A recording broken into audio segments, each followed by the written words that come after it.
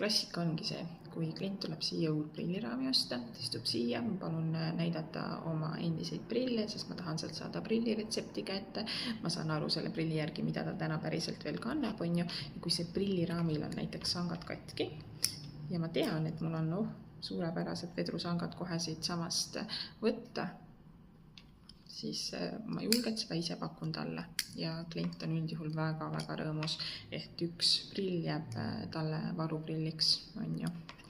See 2 prilli omamine on tegelikult päris oluline, mis sa arvad. Ja ma lapin klientide vanu prille. Seda klienti satub siia väga harva, kes teadlikult tuleb tahab teise ringi prilli.